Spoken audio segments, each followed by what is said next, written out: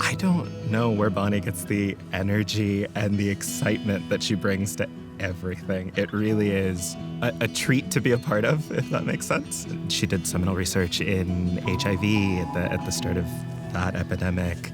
She's been at the forefront of the COVID-19 pandemic. She's worked on polio. She's done studies across a variety of settings and really, truly brought something unique to every single project. The remarkable thing about Bonnie is that she's a true scientist.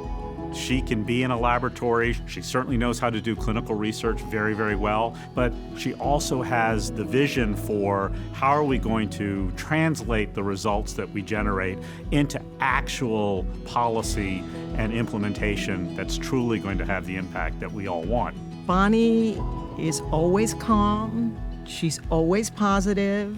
She's always working to explain deeply technical things in a language that her audience can understand. She's just a lovely person.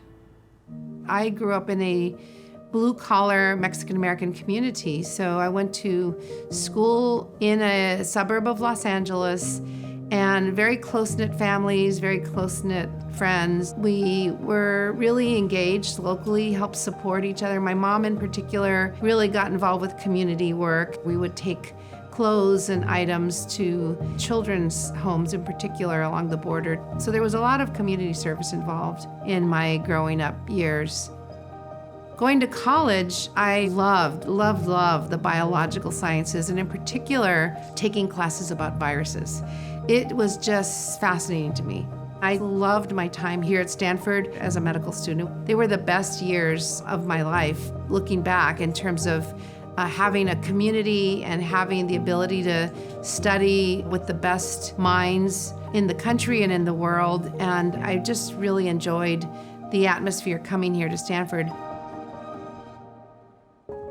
There were 9 of us who were Chicano medical students or Mexican-American students, and there were also a number of African-American students as well. We supported each other in studying and helping each other learn how to be the best doctors we could be, and also honestly in representing our community to the rest of the world. I had the opportunity to apply for a residency at Johns Hopkins. I decided to stay on and do research there in pediatric infectious diseases. That's where I really got my second dose of infectious disease training. My first had been with Ann Arvin here at Stanford, but I was able to do research at Johns Hopkins in infectious diseases and vaccine research in particular. And I also got to learn about something that I had no idea that would influence my life, and that was the Centers for Disease Control and Prevention. It turns out that the Johns Hopkins faculty and trainees had a really strong connection to training at the CDC. When I went to CDC, I was really going to go there to learn how to work in a state health department with CDC guidance, to learn how to work the nuts and bolts of a state health response to public health diseases. Halfway through my time there, 2 things happened. One is I had my first child, so I was able to enjoy that for a very short period of time, unfortunately, because the President of the United States decided to call all of us back to active duty to start studying the HIV pandemic. This broadcast is about AIDS. There are more than 206,000 cases of AIDS reported in the United States. We did some landmark trials that looked at giving mothers treatment to prevent HIV in the baby, and they were startling. They were amazingly effective. And so that's what we were able to really bring to the US, because we had the resources to treat women and babies. And so we essentially almost eliminated HIV in children during the early 1990s, and were able to really get those programs in place. What Bonnie did with in the HIV field was really ahead of its time. She took a complicated, important treatment regimen in this country and was able to transform it, and then continue to transform it in places like Zimbabwe.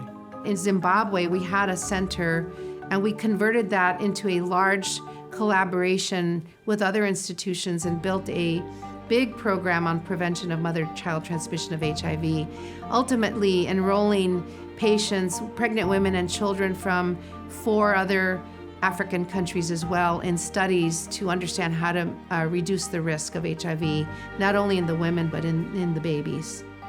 For a typical academician, what you do is you do these kinds of studies, you write seminal papers, and then you really kind of wipe your hands. You've done your work. Bonnie always took it the next step to really make sure that what she learned got implemented. This was not a US-based researcher helicoptering in and doing a trial and then trying to do something with the community. She engaged with the community right away, and now it's the kind of thing that we say everyone should be doing, but she was doing it back before anyone was really even talking about that. Sometimes there's a crisis and someone is simply called to lead and to help an institution face that crisis, and in COVID, that was Bonnie. Bonnie was involved with every advisory, every committee we had that was having to make decisions on how did the university respond, how do we care for our students, how did we make sure it was safe for our faculty and staff. She was one of the most expert individuals on SARS-CoV-2. She's contributed in the research. She had tremendous connections to the people who were making policy. They were relying on her. There were several of us who were involved with just about every aspect of this. We didn't know anything about this virus, but I know how to treat diseases. I know how to prevent diseases. I was able to work with our local Santa Clara County officials, our congresspeople, our senators, on how to translate what we knew about the science into immediate policy that could be acted on. And this phrase came up over and over again, which we all got tired of, but it was really true. We were building the plane as we were flying it. But we had really good architects and engineers, so we really believed that this plane could fly. In general, I would say that the response was really, really good. There were some things we could have done a little differently, but I don't think we really made any mistakes, at least not at Stanford. It's hard for me to think of anyone on this campus that played a larger role in helping us get through the pandemic. And I think recognizing that is a really wonderful thing to do. It was a terribly difficult 2.5 years, but there are always silver linings. And one of the silver linings is that Bonnie Maldonado rose as just a star on our campus. And celebrating that helps dull some of the more negative parts that COVID had. So it's quite joyful. Working with Bonnie has been such an inspiration to me. The models that I use for how I approach my data analysis, for how I approach framing research questions, for how I think about planning out studies, all of this comes directly from her instruction, from her guidance, from watching her work over the last several years. She's very thoughtful in her approach to mentorship and to guidance for folks of all sorts of different backgrounds. I support, in my dean's role, the academic careers of young faculty members, but also people who are in high school, undergraduate, in postdoc training, really trying to make sure that they get the best resources available to take advantage of their skill sets and build that opportunity to step into that next career level. I am absolutely convinced that I would not be where I was today if not for her insight, for her help, and I'm so thankful for that. Bonnie has really looked at basic and laboratory science. She's done clinical research. She knows then how to work with communities and governments to get what she has learned implemented so that it can have this impact. So it's truly a lifetime's worth of work and a tremendous amount of achievement. And I think she's just a very fitting awardee. I can't think of anyone more deserving of the Sterling Award than her for the energy that she brings to all of her mentees, for the support that she provides for so many people, and really for all of the amazing work that she's done throughout her life.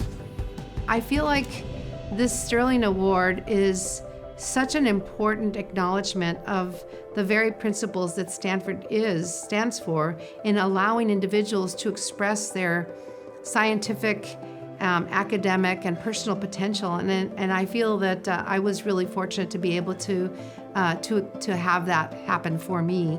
And I want to make sure that that gets passed on to others as well. So this is really a testament to the ability of this institution to create the environment, the fertile environment for science to grow and thrive.